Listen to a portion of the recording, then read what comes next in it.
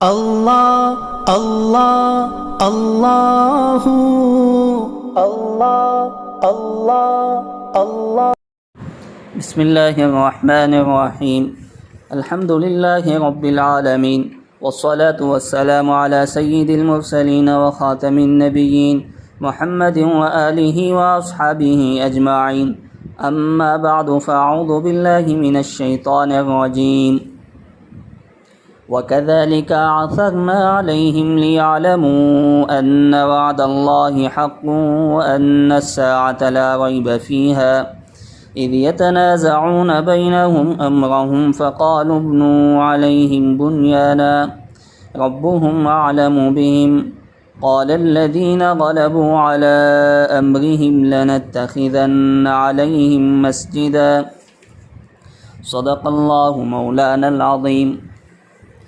یہ اصحاب کہف کی تیسری اور آخری قسط ہے جو آپ کے سامنے بیان کی جا رہی ہے۔ اس سے پہلے کی قسطوں میں آپ کے سامنے آیا کہ اصحاب کہف اپنی دین و ایمان کی حفاظت کے لیے اپنی قوم سے، اپنے ملک سے نکل کر باہر آ گئے تھے اور یہ ایک دوسرے کے خیالات سے ناواقف تھے۔ جب یہ آپس میں ایک دوسرے کے خیالات سے واقف ہوئے تو معلوم ہوا کہ سب متحد الخیال ہیں، تو انہوں نے اپنے خیالات آپس میں ایک دوسرے میں ظاہر کیا۔ اب جس وقت یہ اپنی قوم سے، اپنے ملک سے نکلے تھے، اس وقت کا ظالم اور مشرک بادشاہ دقیانوس تھا جو اس شہر پر مسلط تھا۔ اب یہ 309 سال جب سوئے اس کے بعد نکلے ہیں، 3 صدیاں گزرنے کی وجہ سے بادشاہ کا انتقال ہو گیا۔ اب اللہ کا کرنا ایسا تھا کہ اللہ تبارک و تعالیٰ نے اسی شہر پر جہاں پر ظالم اور مشرک بادشاہ کا تسلط تھا، اللہ تبارک و تعالیٰ نے اس مملکت کا قبضہ اہل حق کے ذمے میں کر دیا۔ یہ اللہ کی شان ہے، اللہ جس کو چاہتا ہے اپنی حکومت کی، اپنی زمین کی سلطنت کی باغ دوڑ دیتا ہے۔ کبھی اللہ تبارک و تعالیٰ موافق لوگوں کے ہاتھ میں، کبھی ناموافق لوگوں کے ہاتھ میں دیتا ہے۔ اس سے کبھی بھی ایمان والوں کو مایوس نہیں ہونا چاہیے۔ الغرض اس وقت کا جو بادشاہ تھا ایک نیک صالح آدمی تھا۔ اس کا نام تفسیروں میں بیدودیس لکھا ہے۔ اتفاق یہ ہوا کہ اس کے زمانے میں قیامت اور اسی طرح اس میں دوبارہ مردوں کے زندہ کیے جانے کے بارے میں اختلاف پھیل گیا، اور ایک فرقہ اس میں سے اس بات کا منکر ہو گیا کہ بدن گلنے سڑنے کے بعد، ریزہ ریزہ ہونے کے بعد پھر وہ دوبارہ کیسے زندہ کیا جائے گا۔ ظاہر بات ہے کہ بدن کے ٹکڑے ہو جائے، ریزے ہو جائے، کیڑے مکوڑوں کی غذا بن جائے تو پھر وہ دوبارہ اللہ کے سامنے کس طرح ایک مجسم انسان کی شکل میں پیش کیا جائے گا۔ یہ ایک فرقہ اس کا منکر تھا۔ دوسرا اس کا اقرار کرتا تھا کہ جس اللہ نے بغیر قدرت کے پیدا کیا ہے وہی اللہ دوبارہ انسان کو اپنی اصلی شکل پر پیدا کرنے پر قادر ہے۔ لیکن بادشاہ وقت بیدودسیس کو اس کی فکر ہوئی کہ کس طرح ان کے شکوک و شبہات دور کیے جائیں۔ اب جب منکرین نے جو ایک فرقہ منکر ہو گیا تھا کہ مردوں کو دوبارہ حیات ملتی ہے،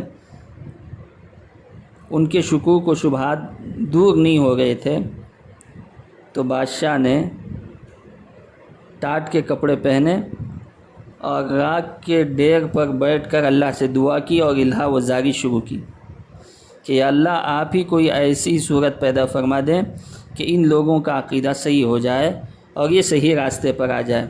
یعنی مرنے کے بعد دوبارہ زندہ ہونے کا جو عقیدہ ہے ایک ایمان والے کا، ایک مومن کا، اس پر یہ آ جائیں اور ان کا عقیدہ بھی درست ہو جائے۔ اسی طرح بادشاہ گریہ زاری میں اور اسی طرح دعا میں مصروف تھا۔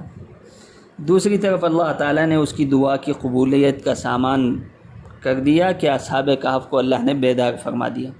کہ اللہ کی قدرت کا کرشمہ ہے کہ اللہ کے فیصلوں کو اللہ ہی جان سکتا ہے، کوئی اس کی فیصلوں کو، اس کی حکمتوں کو جان نہیں سکتا۔ تو اسی وجہ سے دعاؤں کی قبولیت میں اور دوسری چیزوں میں انسان کو جلد بازی سے پرہیز کرنا چاہیے، جلدی نہیں کرنا چاہیے۔ بسا اوقات اللہ کی حکمت میں ہمارے لیے کوئی دوسری چیز مقدر ہوتی ہے، اس وجہ سے انتظار کرنا پڑتا ہے۔ جلد بازی اور عجلت کسی کام میں نہیں کرنی چاہیے۔ اب اصحاب کہف جب بیدار ہوئے تو انہوں نے اپنے ایک نمائندے کو، ایک آدمی کو جس کا نام مفسرین نے تملیقہ بتایا ہے، بازار میں بھیج دیا تاکہ وہ ان کے لیے کھانا خرید کر لائیں۔ وہ شخص تملیقہ جس کا نام تھا اصحاب کہف میں سے ایمان والا تھا، دکان پر پہنچا اور 300 برس پہلے بادشاہ دقیانوس کے زمانے کا سکہ کھانے کی قیمت میں پیش کیا۔ تو دکاندار حیران ہو گیا کہ یہ سکہ کہاں سے آیا، کس زمانے کا ہے۔ بازار کے دوسرے دکانداروں کو دکھلایا، سب نے یہ کہا کہ اس شخص کو کہیں پرانا خزانہ ہاتھ آ گیا ہے، اس میں سے یہ سکہ نکال کر لایا۔ اس نے انکار کیا کہ نہ مجھے کوئی خزانہ ملا ہے، نہ کہیں سے لایا ہوں، یہ میرا اپنا روپیہ ہے۔ حقیقت حال سے پورے بازار والے ناواقف تھے۔ الغرض پورے بازاریوں نے، تاجروں نے اس کو پکڑا اور پکڑ کر بادشاہ کے سامنے پیش کر دیا۔ جیسے کہ آپ کے سامنے اس کا ذکر ہوا کہ بادشاہ نیک صالح انسان تھا، اس کے سامنے یہ شخص تملیقہ نامی مومن پیش ہوا۔ اس نے سلطنت کے پرانے خزانے کے آثار قدیمہ میں کہیں وہ تختی بھی تھی جس میں اصحاب کہف کے نام کندہ کیے ہوئے تھے، لکھے ہوئے تھے، اور ان کے فرار ہونے کا، بھاگ جانے کا واقعہ بھی لکھا ہوا تھا، اور بادشاہ نے یہ بھی لکھوایا تھا کہ یہ اشتہاری مجرم ہے، یعنی اصحاب کہف اشتہاری مجرم ہیں، ان کے نام اور پتے محفوظ ہیں، جب کہیں ملیں گرفتار کر لیے جائیں۔ تو الغرض ان شاہی خزانوں میں تملیقہ جو اصحاب کہف کا فرار شخص تھا، ان کا نام بھی نکلا کہ یہ اپنے دین و ایمان کی حفاظت کے لیے چلے گئے تھے، یہ اشتہاری مجرم ہیں، ان کے پتے بھی محفوظ ہیں۔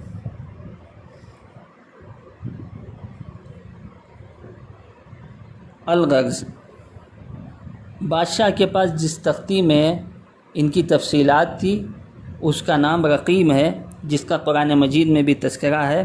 اسی تختی کا نام رقیم ہے جس میں اصحاب کہف کے نام بادشاہ کے پاس لکھے ہوئے تھے۔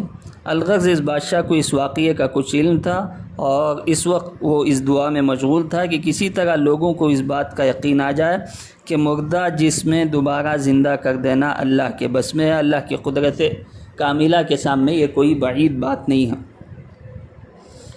اب جب تملیقہ سے اس کے حالات کی تحقیق کی تو اس کو اطمینان ہو گیا، یہ انہی لوگوں میں سے ہے، اور اس نے کہا میں تو اللہ تعالیٰ سے دعا کیا کرتا تھا مجھے ان لوگوں سے ملا دے جو دقیانوس کے زمانے میں اپنا ایمان بچا کر بھاگے تھے۔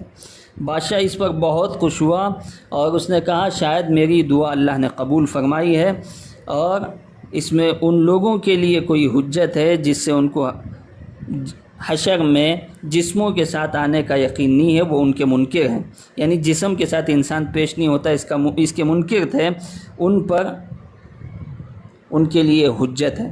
چنانچہ بادشاہ نے ارادہ کیا کہ میں بھی غار پہ پہنچوں گا۔ ابو بہت سارے اہل شہر کو جمع کر کے بادشاہ غار پہ پہنچا۔ اس سے پہلے تملیقہ نے بادشاہ سے کہا میں پہلے آپ کے آنے کی اطلاع دے دوں، ورنہ کہیں ہمارے ساتھی دشمن کے خوف سے کہیں دوسری جگہ نہ چلے جائیں۔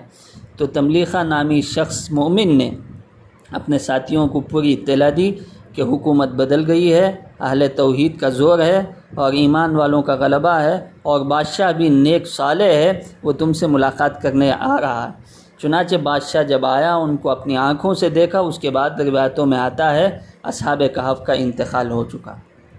تو اس سے ہم کو یہ پتہ چلتا ہے اللہ تبارک و تعالیٰ کے پاس دل میں جب سچی تڑپ ہوتی ہے گناہ سے بچنے کی اور کفر و شرک کی نفرت دل میں ہوتی ہے، ایمان محبوب ہوتا ہے، ایمان کو بچانا جس بندے مومن ہو، چاہے وہ مرد ہو یا عورت ہو، اس کے دل میں اس کی تمنا اور خواہش ہوتی ہے تو اللہ تبارک و تعالیٰ اپنی قدرت کاملہ سے اس کو محفوظ فرما لیتے ہیں۔ تو اس وجہ سے ایک ایمان والے کو چاہیے، چاہے وہ بندہ ہو یا بندی ہو، اپنے ایمان کا اور اپنے اعمال کا کسی قسم سے کسی سے سودا نہ کرے۔